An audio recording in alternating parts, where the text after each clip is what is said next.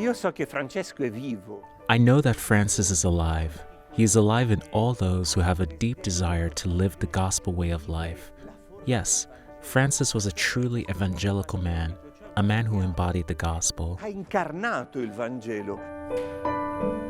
San Francesco vive, St. Francis lives, was the theme chosen for the 800th anniversary of the death of St. Francis of Assisi. A reminder that even 8 centuries later, the saint continues to live among us through his witness, inspiring, guiding, and challenging those who seek to follow Christ. Dopo 800 anni noi vediamo invece che l'eredità di Francesco. After 800 years, we see that Francis's legacy is still incredibly dynamic.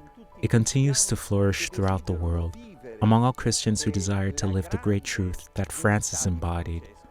Francis awakens a longing for our origins, a longing for that simplicity of life, that fraternity, and that freedom that he himself lived. Di quella fraternità di vita, di quella libertà che lui ha vissuto. Among the notable events that took place in Assisi during the Franciscan Jubilee year was the first extended public display of St. Francis's mortal remains for an entire month.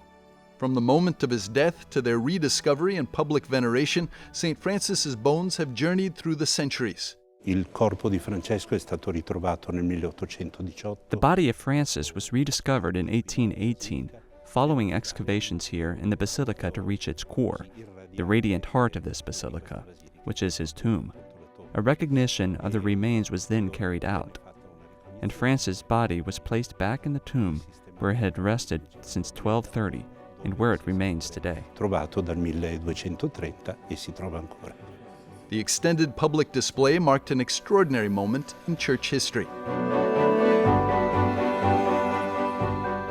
Before the Franciscan Jubilee year, St. Francis's remains had been visible to the public just once in the 800 years since his death, for a single day in 1978.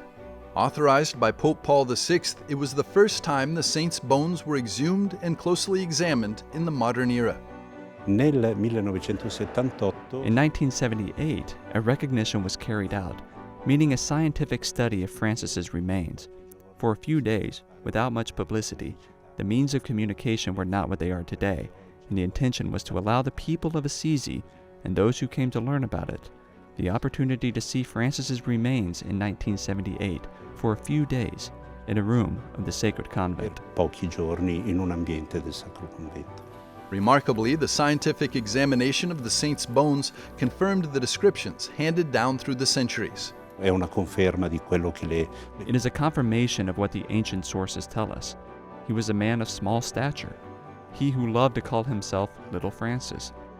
It is very beautiful that he was indeed a small man with great tenacity and great strength of spirit. la grande forza dello spirito. Between February the 22nd and March the 22nd, 2026, more than 370,000 pilgrims from around the world came to Assisi to venerate the relics of St. Francis.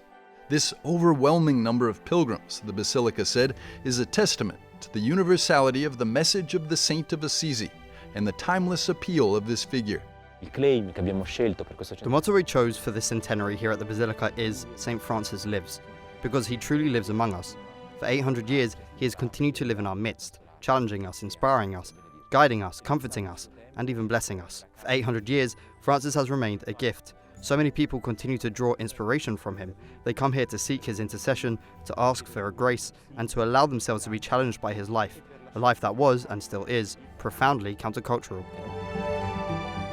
Without doubt, the opportunity for the faithful to publicly venerate the saint's relics has held particular significance for Pope Leo. In the decree announcing the Jubilee year, the Holy Father prayed that every Christian, following the example of the Saint of Assisi, may himself become a model of holiness of life and a constant witness of peace in a world marked by division and uncertainty. Francesco continua a irradiare pace. Francis continues to radiate peace. I am convinced that his tomb and his presence continue to radiate peace throughout the world. It is up to us to accept the challenge, to welcome that inner peace that Francis offers us, the peace of Christ.